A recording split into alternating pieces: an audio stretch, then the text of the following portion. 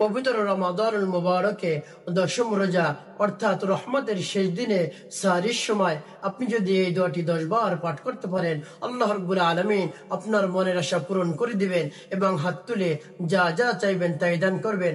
অভাব অনটন দূর হয়ে যাবে এবং সকল গুণ আল্লাহ রাব্বুল আলামিন মাফ করে দিবেন। প্রিয় ভাই বোনেরা, আমাদের সামনে দিয়ে এক এক করে রোজাগুলো চলে যাচ্ছে।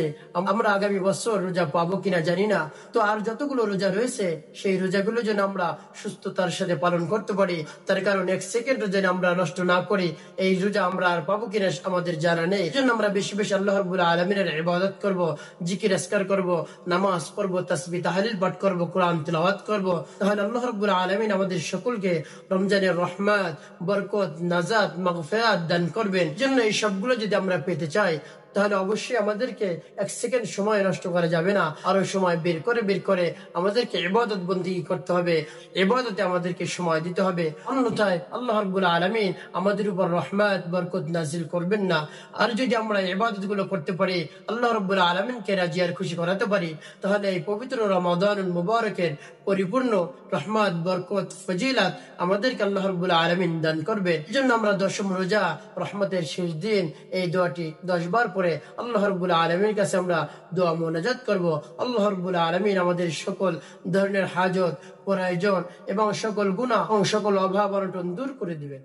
প্রিয় ভাই বোনেরা, রমজান মাসে সাহরির সময় আসমানের সব দরজাগুলো খোলা থাকে। ওই সময় দোয়াটি যদি আপনি 10 বার পাঠ করতে পারেন, তাহলে আল্লাহ রাব্বুল আলামিন আপনার মনের আশা পূরণ করে দিবেন এবং হাত তুলে আল্লাহ রাব্বুল আলামিনের কাছে যা চাইবেন, আপনার টাকার দরকার, ধন দৌলতের দরকার, সম্পদ দরকার, আপনার সন্তান দরকার, নেক স্ত্রী দরকার, আপনার যা কিছু দরকার, আল্লাহ রাব্বুল আলামিন আপনাকে দান করবেন। প্রিয় ভাই বোনেরা, সাহরির সময়, গভীর রজনীতে, তাহাজ্জুদের সময় আল্লাহ রাব্বুল আলামিন প্রথম আসমানে এসে বান্দাদেরকে ডাকতে থাকে।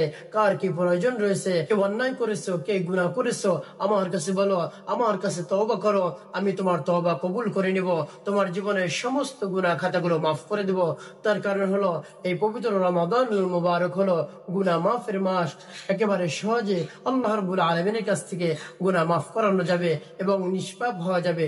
এই জন্য আপনি ভোর রাতে সেহরির সময় উঠে এই দোয়াটি 10 বার পাঠ করে আল্লাহ রাব্বুল আলামিনের কাছে আপনি দোয়া মোনাজাত করুন।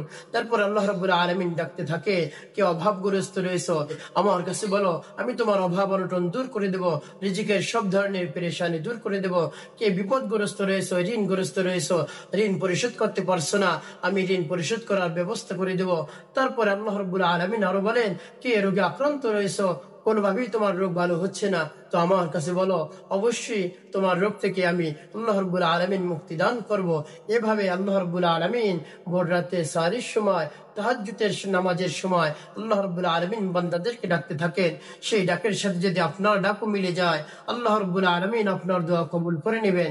এই জন্য আপনি সেই সাহরির সময় ভোর রাতে উঠে এই দোয়াটি 10 বার পাঠ করুন, তাহলে আল্লাহ রাব্বুল আলামিন আপনার মনের আশা পূরণ করে দিবেন। হাত তুলে যা চাইবেন আল্লাহ রাব্বুল আলামিন তাই দান করবেন। তো প্রিয় ভাই বোনেরা, আপনি যখন ভোর রাতে সেহরিতে উঠবেন, তখন সেই গভীর রজনীতে 2-4 রাকাত আপনি তাহাজ্জুদের নামাজ আদায় করুন। সেই তাহাজ্জুদের নামাজের মধ্যে আপনি সেই দোয়াটি বা সূরাটি আপনি 10 বার পাঠ করতে পারেন। কিভাবে পাঠ করবেন আমি আপনাদেরকে বলে দিচ্ছি। আপনি যখন তাহাজ্জুদের নামাজের জন্য দাঁড়িয়ে যাবেন, তখন সর্বপ্রথম নামাজের নিয়ত করবেন, হে আল্লাহ, আমি আপনার সন্তুষ্টির উদ্দেশ্যে কিবলামুখী হয়ে 2 রাকাত তাহাজ্জুদের নামাজ আদায় করতেছি। আল্লাহু আকবার। আল্লাহু আকবার বলে আপনি হাত বাঁধবেন, তারপরে সানা পাঠ করবেন, তারপরে আউযুবিল্লাহ, বিসমিল্লাহ, তারপরে সূরা ফাতিহা আপনি পাঠ করবেন। সূরা ফাতিহার শেষে আপনি এই সূরা বা দোয়াটি 10 বার পাঠ করবেন। এই সূরাটি হলো সূরাতুল ইখলাস। যেমন আমি আপনাদেরকে বলে দিচ্ছি, বিসমিল্লাহির রহমানির রহিম, কুল হুয়াল্লাহু আহাদ, আল্লাহুস সামাদ, লাম ইয়ালিদ ওয়া লাম ইউলাদ ওয়া লাম ইয়াকুল লাহু কুফুয়ান আহাদ। আপনি আবার পাঠ করবেন, বিসমিল্লাহির রহমানির রহিম, কুল হুয়াল্লাহু আহাদ, আল্লাহুস সামাদ, লাম ইয়ালিদ ওয়া লাম ইউলাদ ওয়া লাম ইয়াকুল লাহু কুফুয়ান আহাদ। এভাবে আপনি তাহাজ্জুদের প্রথম রাকাতে 10 বার সূরা ইখলাস পাঠ করবেন। পরে যখন দ্বিতীয় রাকাতের জন্য দাঁড়িয়ে যাবেন, আবার সূরা ফাতিহা পাঠ করবেন। তারপরে সূরা ফাতিহার শেষে আবার সূরা ইখলাস এই নিয়মে 10 বার পাঠ করবেন। তারপরে রুকু করবেন, সিজদা করবেন তারপরে আপনার নামাজ শেষ করবেন। নামাজ শেষ করে আল্লাহ রাব্বুল আলামিনের কাছে আপনি দোয়া মোনাজাত করবেন, হে আল্লাহ, আমার জীবনের সব ধরনের অন্যায় অপরাধ ক্ষমা করে দিন। আমি যত ধরনের গুনাহ করেছি সেই গুনার জন্য আমি লজ্জিত, আমি আর সামনে কখনো গুনাহ করব না। এবং যে গুনাহ করেছি সেই গুনার জন্য আপনার কাছে ক্ষমা চাই, ক্ষমা প্রার্থনা করি। এভাবে আপনি আল্লাহ রাব্বুল আলামিনের কাছে তওবা করবেন। তারপরে আল্লাহ রাব্বুল আলামিনের কাছে দোয়া করবেন, আস্তাগফিরুল্লাহ রাব্বি মিন কুল্লি যামবি ওয়া আতুবু ইলাইহি লা হাওলা ওয়ালা কুওয়াতা ইল্লা বিল্লাহিল আলিয়্যিল আযীম।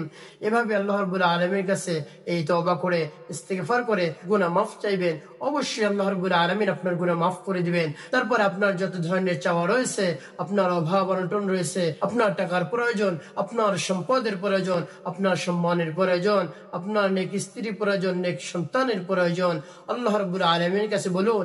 আপনি বিপদগ্রস্ত রয়েছেন, আপনি ঋণগ্রস্ত রয়েছেন, ঋণ পরিশোধ করতে পারছেন না, আপনার ঋণ আল্লাহ রাব্বুল আলামিন পরিশোধ করে দিবেন, আল্লাহ রাব্বুল আলামিনের কাছে বলুন। তারপর আপনি রোগে আক্রান্ত রয়েছেন, আপনি সেই সময় এভাবে সূরাটি নামাজের মধ্যে 10 বার পড়ে আল্লাহ রাব্বুল আলামিনের কাছে আপনি আপনার রোগের কথা বলুন, হে আল্লাহ, আমি তো অসুস্থ, আমাকে সুস্থ করে দিন, পরিপূর্ণ সুস্থ করে দিন। আপনি তো আমাদেরকে রোগ দেন, আপনি আবার সুস্থ করে দেন, আমি আর সহ্য করতে পারছি না। এভাবে আল্লাহ রাব্বুল আলামিনের উপর পূর্ণ ভরসা রেখে, ভক্তি রেখে, বিশ্বাস রেখে যদি দোয়া করতে পারেন, অবশ্যই অবশ্যই আল্লাহ রাব্বুল আলামিন আপনার মনের আশা পূরণ করে দিবেন এবং সকল ধরনের চাওয়া পাওয়া পূরণ করে দিবেন, আপনাকে নিষ্পাপ মাসুম বানিয়ে দিবেন। আল্লাহ রাব্বুল আলামিন আমাদেরকে রহমতের শেষ দিন এভাবে সেহরির সময় আল্লাহ রাব্বুল আলামিনের কাছে দোয়া মোনাজাত করে আমাদের গুনাহ মাফ করানোর তৌফিক দান করুন। আমিন ওয়া মা তাওফিক ইল্লা বিল্লাহ।